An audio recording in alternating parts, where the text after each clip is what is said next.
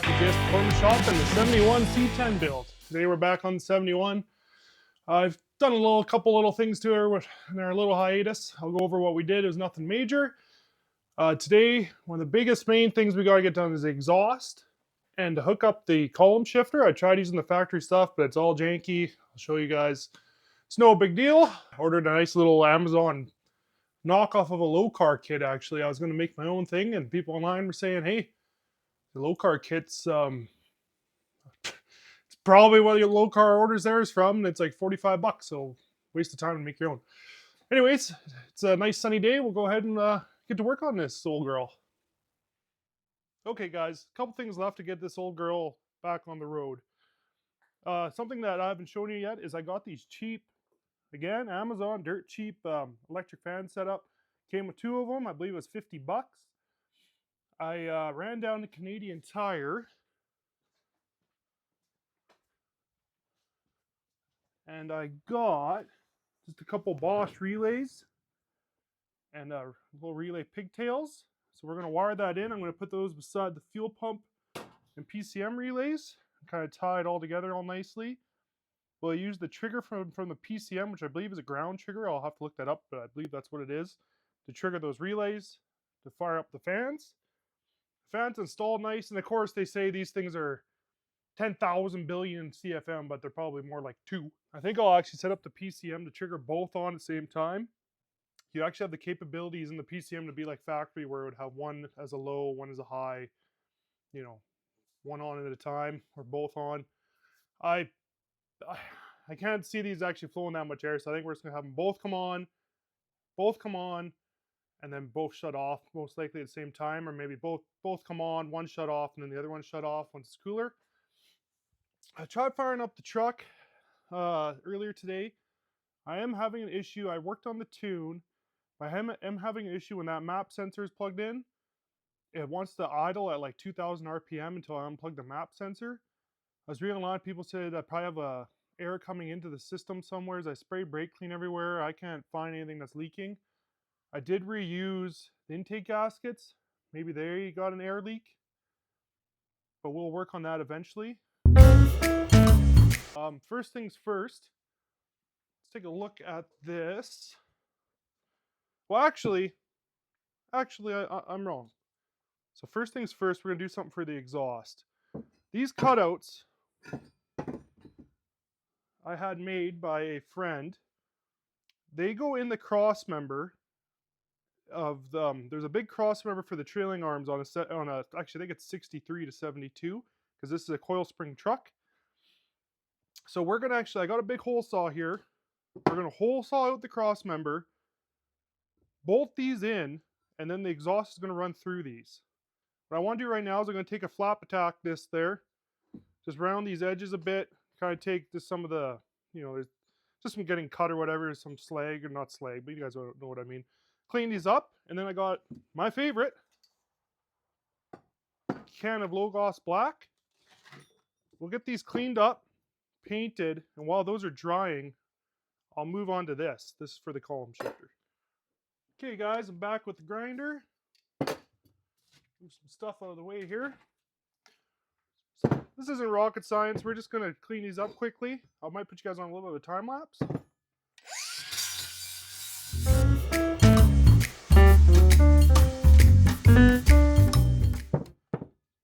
Being stupid, just put these on.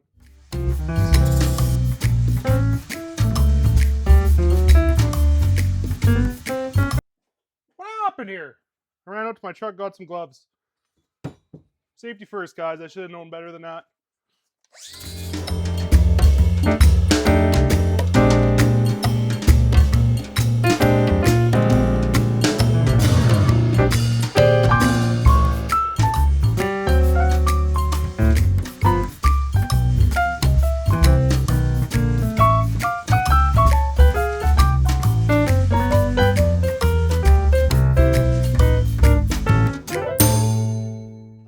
Okay, now finished product. Again, rounded the edges, round out all the burrs. Go ahead and wipe these down with brake clean, then we'll get to painting them.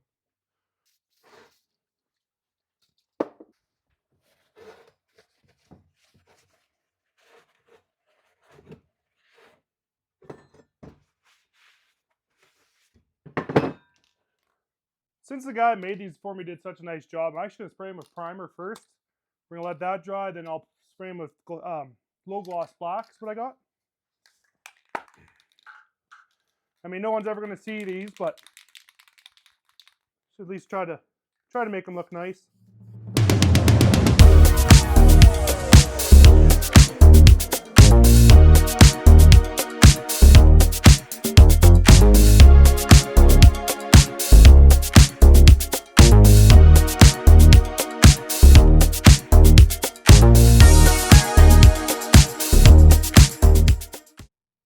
Okay, with the exhaust, where the heck they are, whoop, the exhaust cutouts, I am terrible at holding the camera. The exhaust cutouts drying, we're going to go ahead and take a look at the column shifter.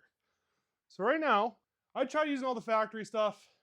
I don't know if it's because my truck's a 6-cylinder truck, what the hell's going on, but the rod that connects from the column goes down to the bracket. It's way too long, and now the shifter, show you guys here. I don't know if you can kind of see.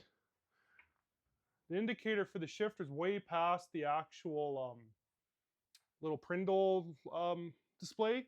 It's way past it. The shifter is actually as far up as it'll go. Right now it's in park, but it's right to the top. It's giving a little bump. Boom, that's reverse. It's too close. It's all screwed up. I can't get the actual shifter on the column any farther down. The rod is maxed right out. I already cut off the top of it because this is in the brake booster. And then there's a bracket that bolts to the frame. I moved that to from the 6-cylinder position to the V8 position, and that worked. But the bracket that goes in between that and the transmission was bent. I think for the original, well, the long tube headers they had on the small block. I think it was bent for that, and I tried bending it back, and now it's actually starting to crack. So I did some research. I was going to try to make my own thing with Heim joints and yada yada. And people do. I can get my hands on Heim joint stuff really easy for basically nothing. But by the time I would have sourced a rod for in between, I was going to use RATTY rod. That kind of looks like crap, and I was trying to find something nicer. I was doing some research online, and someone goes, "Oh, Low Car makes a kit. It's like it's 150 American." So by the time I get that here, or even on Amazon, it's like it's 200. Let's just say $200 to $250 Canadian. And I'm like, man, that's a lot of money to put into a freaking shifter linkage. And one guy goes, "I just bought the freaking knockoff one off Amazon, and it works great. It looks just like Low Car.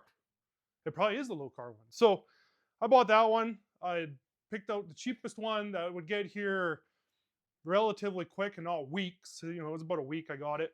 I think it was $45. It gets shipped Canadian off Amazon. Can't go wrong. So I'll get you guys in here. We'll check her out. I haven't even really checked it out. There's absolutely no instructions. There's a bunch of bushings. There's a bunch of pieces. So what the hell could go wrong? Nothing. Nothing will go wrong. I'm sure I'll figure out where all this crap goes. It'll be no problem. So anyways, I'll set you guys up here and we'll take a look.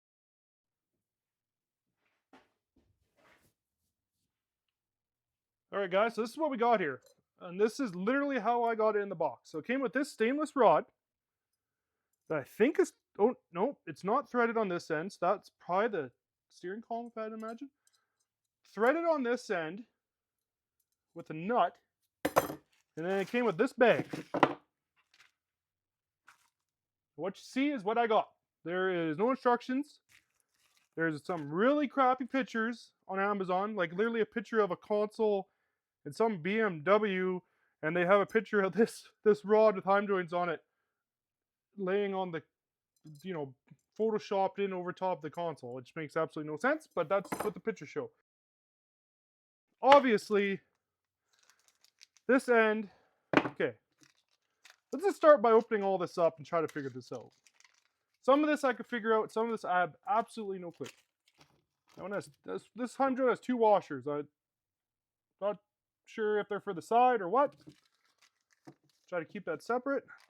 This one I know does thread onto this rod. I know that for sure from some of the pictures. And then there's these. I'm not sure if these are the transmission. I don't know. Okay. So this here This arm obviously bolts to the transmission. It's got the cutout in it, bolts to the shift arm. I'm thinking, gee, that's pretty loose in there though. I thought maybe one of these nuts, they are pretty loose, but I was thinking one of these, I don't know if they're different. Oops, sorry. I'm thinking one of these, I don't know if they're different thread, but I'm thinking these bolt, you know, bolt to the transmission like this. Like, why else would that be shouldered and kind of fit in there, sort of? That's what I'm thinking, just to hold everything together. I know for a fact this end here threads onto this rod. There is set screws. I'm probably going to have to back those out. I'm thinking this.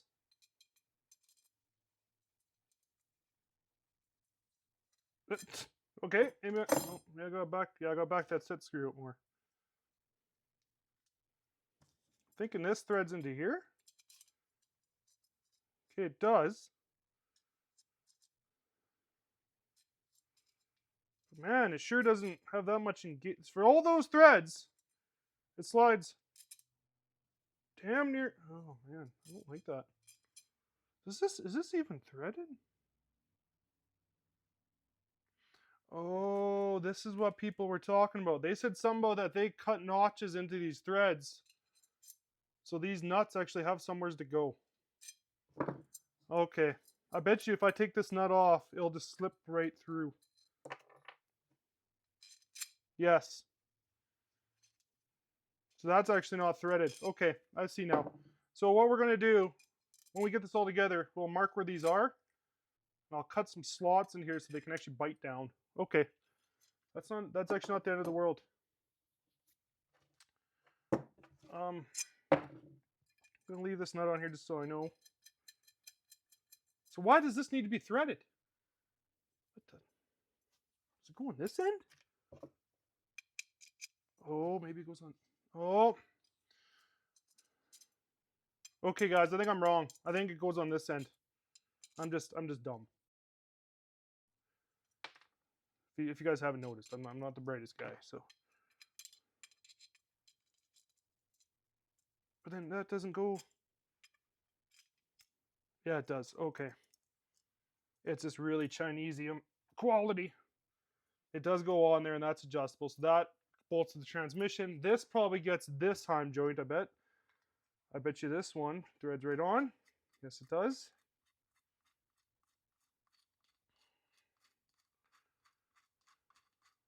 Big time. Okay. So that's going to bolt to the column. This is going to bolt to the transmission. Yada, yada. All right. Don't lose these freaking... Put those in that tray. Washers for that. See, this is where things get hokey pokey. I don't know if these plastic washers are meant to go in that.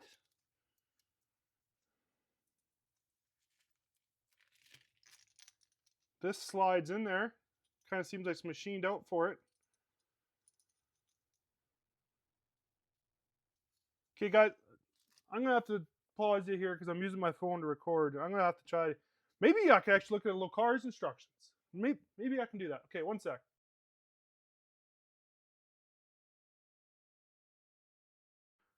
All right, guys, I took a look at the low car website's instructions. So this is almost a direct copy. There's a couple differences that I've fixed. So their hardware, I believe that's one of theirs, is actually metric. I don't want metric just because everything, well, I mean the motor's all metric, but all the other shifter stuff's not metric. So according to the little car, theirs comes with a metric piece for the, I just realized I have that backwards. But anyways, this is in backwards actually. These do thread onto the shifter in the transmission. One's metric, one's standard. So I got this Turbo 350 is probably standard. I ended up replacing this bolt here. This is a 5/16 bolt, not a M whatever the hell this is. I'm going to use a stover nut because I don't have any nylocks I think right now. I'll have to double check. This is the way it goes. I will have to notch this rod, put those set screws back in. It comes up to the column, and according to low car, this bolt goes through with a flat washer, another flat washer, and they actually say, then there's the tab from the steering column. They don't say anything about this extra bushing. I'm going to see if maybe it fits. And then they say, then the bushing on the front, another flat washer, and then a nylock, which again, I put a stover on there because that's, I got to double check. I ended up changing out the washers as well up here because their washers feel really rough, and I actually have edges on them, and I don't want that impacting how this is turning, and you know, because it's a Heim joint. It's supposed to turn and move around, so I don't want, you know, crusty washers on there. I'm probably gonna do the same down here. These are still their washers. Those ones didn't feel as bad. I do gotta, looking at this now, this bolt does slide in this channel, and the 5/16 head actually fits nicer in there. But I believe I gotta swap this piece around. It's supposed to be the other way around because this is supposed to thread over the shaft in the transmission. But this bolt's supposed to be facing the transmission. So that bushing there is in the wrong, it's got to be flipped around. It's got to have the hollow spot pointing out. So I think we got this all figured out. I'm going to go underneath the truck. I guess remove our old stuff. Actually, we'll remove all the old stuff. I'll show you what's going on. And I'll set you guys up down there. Then we'll go from there. Okay, first things first. I don't know if you can see this very well. This nut here, which is a 9/16, we're going to undo this. Now, as you can see, my adjustment, I'm maxed out here. I actually need this rod to go higher through this. And it's already almost hitting the brake booster, so we can't do that. So I'll loosen this off, just so this rod, when I unhook it underneath, falls through. I mean, actually, well,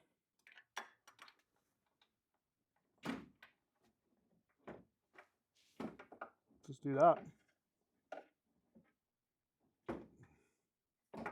That might be it. Okay. So now, I'm going to climb underneath the truck on the creeper, get you guys set up. We'll undo all the jazz down there, get this all this old junk out of there. Okay guys, here we are underneath the truck. What we're going to have to undo is this cotter pin here. This is spring loaded. It forces this bracket over. We're going to undo that. Also undo the cotter pin here. This is from our shift rod. As you can see, my whole bracket's all bent. This hole's actually all oblong. This shaft it rides on is all worn out. So all this is going away. Same thing with this bracket. It's just bolted on. It's going away. Once we got these two cotter pins out, this piece will slide out. Nothing actually holds that in there. We'll undo the nut on the transmission, get rid of this linkage here, and we'll undo the two nuts and bolts holding this bracket on. So we'll have all the room in the world down here, actually. It's pretty roomy. And we'll bolt all the new stuff on. It'll be that arm on here. It'll probably take a bit to get it all adjusted, but it should be okay. I'm going to try. Okay guys, the Amazon shifter linkage is all hooked up. I ended up having to put a bend in it to get it to reach down. You can kind of see there. It's bent towards the motor and then also towards the transmission. Let's see if I can get a little light here. It goes down, hooks up to the transmission right there. It kind of was hitting the O2 sensor, so I had to kind of fiddle with all that to make it work. With all that bracketry, it's all adjustable. I found a sweet spot there. Seems to be working. You kind of see the bend I had to put in that stainless rod right there, just so it wasn't in a bind. The throw of it is quite a bit different than factory. This is like, I wanted it kind of in the indicator here. So this is park, reverse, neutral, 3, 2, 1, and then 2, 3, neutral, reverse, park. It's not perfect, but the old way, my old setup, the freaking park was literally out here in no man's land, so this won't bug me as much. I need to get a new indicator for here. Only, I don't know, 15 bucks on KMS. So, next order of business, we can get some wiring done, get these fans hooked up so we can actually run this motor for a certain amount of time. Okay, so I have the instructions here from this wiring harness. Apparently our dark green and dark blue are fan 1 and fan 2 ground switch. I'm just going to go in here and then see if I can just pull them out without undoing all this. There's the green. Oh, might have got lucky. So that's green. Dark green should be fan 1 ground. We'll do the same thing here for blue. I'm not going to be using most of this, all this jazz, so I don't really want to do it all, then tape it back up right this minute. There we go. That's our fan trigger. I'm actually going to tape them. I'm actually going to run them underneath here and then tape them to this other harness because I'm going to run these relays right beside each other so we kind of have a relay center. Like so. Okay guys, I ended up wiring up some of this off camera just because it was such a pain in the butt. Ended up tying into the switch power for the fuel pump relay. Tied in these 2 other relays into that. And then the constant power, I was actually able to get it into the bus for the fuses. So that's connected there. So now what we're left with is, obviously your guys' pigtails might be different, but this blue, the blue is going to the fans. They'll be separate, obviously. And then the white is going to these wires here. So I'll go ahead and get those connected. And we're on our way to having fans. Okay guys, I got the electric fans all wired up. This took way longer than I thought. Made a little harness that runs underneath here. I put a plug. Some of these, well, I think called Deutsch connectors or whatever, I have a set off Amazon. I just use a 3-way one ground, then the 2 fans. Then just so if I ever have to take out the rad, I can just unplug the harness and lift out the whole rad. Harness comes through. Made this nice little braided line. Drilled a hole with a grommet.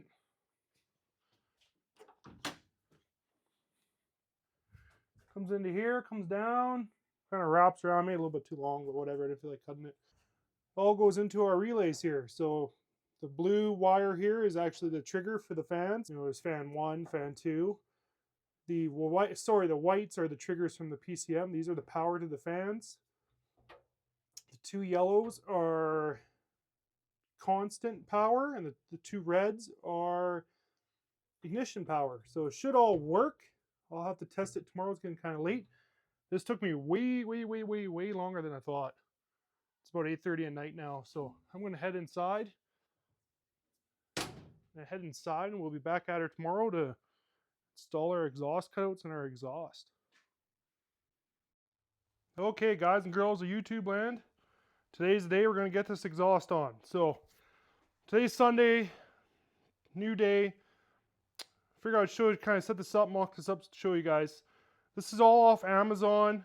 What we're going to do, so headers are going to connect to these 3-inch stainless pipes using these, this normal kind of heavier duty exhaust clamp.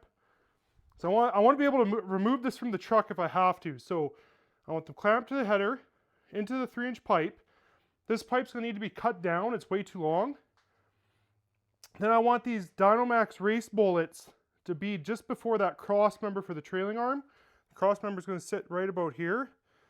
The cross member will have those cutouts in it. And then whatever length we cut out of this, I'm going to use a section of it and go through the cross member, out of the Dynomax, and then into these little 45s. And I'm going to angle these kind of down and, towards the tire, kind of sticking out, all underneath the truck, so it's all nice and hidden. Should be a fairly simple exhaust.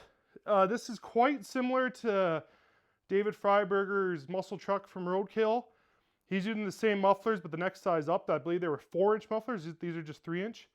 So it should have a similar sound. It's probably gonna be loud as hell, which now that I think about it, I was building this LS Swap so my wife could drive it. So she's probably just gonna love that. I can't imagine that being a problem at all. My problem is I need the space. I need the space underneath there, just the way it's all set up. So, I mean, I could probably get a bigger muffler or something like a MagnaFlow, makes like a round muffler and stuff, but I want to give these a shot. I've never used them before. So yeah, we'll go ahead. I think the best course of action is I'm going to go underneath, because I know the headers on the truck actually don't exit an equal amount. The collector on the passenger side is farther back than the driver's side. So I'm going to climb underneath with the tape measure. Well, actually, the very first thing we got to do, I forgot. I got to remove what's left of the old exhaust. So this truck actually had, well, for the guys that don't know, had a small block in it with long tubes. I cut the kind of the collector and extension off there. It's like a 2-inch, and went all the way back. Goes back here. I would like to try to save it, maybe try to sell it to get some more funds for the project. So we'll go ahead. I'll go ahead and remove that. I don't know if I'll tape that or not. It's just a couple bolts holding some hangers on. Then I'll go underneath and measure from the header collector to the cross member and figure out where I want the muffler. Then I'll cut those. I'll probably show you guys that. We'll get that section put in, mock it all up. And once I get kind of the placement of the muffler and kind of where the pipe's going to be going through the cross member, I'm going to mark it, and then we're going to drill the holes for these bad boys. So this is 4-inch pipe in the middle here, which I measured it yesterday. It's actually over the actual outer diameter of this pipe, like it's over 4.5. I forget what it was exactly, but so I went and got a 4 3/4 hole saw. Actually, let's do this.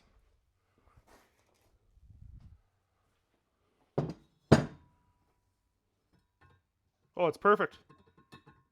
Probably about a 1/16 of wiggle room there. So 4 3/4. I mean, this is probably way overkill. I bet you the ones you buy online are not that heavy duty. I don't think they need to be, but that's the way I ended up. So yeah, that'll be perfect. It'll give me just enough wiggle room that I won't have to worry about hogging out the hole after. It's going to work great. So yeah, we'll go ahead and get this started. It's, again, obviously I don't have a hoist or nothing, so it's going to be a little bit of a tight fit for you guys. I'll try to get you guys underneath there too. So let's get her going. Guys, I hate to use a cliche, but I am exhausted over this. This truck's just fighting me on every little freaking thing, man. So I was going to get the one side of the exhaust done and then show you guys the other side just to make it all quicker. What a lot of people don't realize, when you're filming things, it takes sometimes 3 times as long setting everything up, especially underneath a truck like this. So I'm going to have to take you guys underneath there and show you, but the headers are hanging down too low, which I don't even understand, because the engine mounts I'm using are supposed to actually make the engine sit higher than other LS swap mounts. It's all screwed up. I'm going to have to go back to the drawing board here. Those cutouts that I had a friend make, he did an awesome job, but they're slightly too big, and those are going to need some more work, grinding down and stuff to fit into the cross member. But the exhaust is even lining up with the cross member right now. So it's just a disaster. I honestly might just end up cutting the holes in the cross member. Obviously, I'll show you guys that. It won't be this video, because this is Sunday and I gotta go back to work, and I would like to get a video out. My last one didn't do very good. Just one thing after another. It's one thing after another with this freaking truck. I'll show you guys. It's a disaster. Okay, guys, now underneath the truck, I'm going to try to show you best I can. So I started with the passenger side over there. Now I got that side not too bad. It's, as you can see, the pipe's a little crooked compared to the header. I got it up near the cross member. Okay, that's when I found out that you can see it sitting there, the cutout wasn't going to really work the way it is. So then I'm like, well, you know what? It'd be nice to get this driver's side on to at least get a startup video. So, you know, at least we could see what's going to sound like. So I put the exhaust on here, and it's hanging way down. Like, you can see the cross member there. It's not even remotely close. And I'm trying to force this pipe up. You can see my big ass ball prints all over this pipe. Trying to force this up, trying to get it to angle up.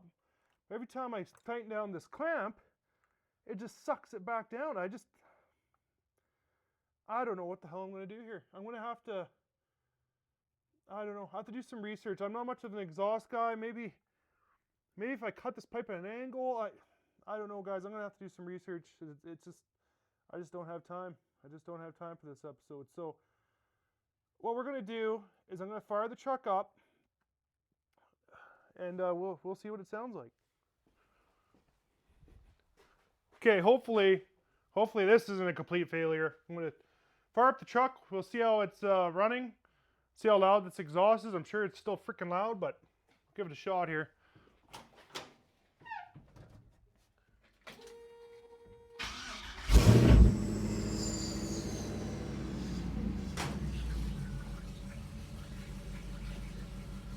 Yeah, okay. Give it a little rev.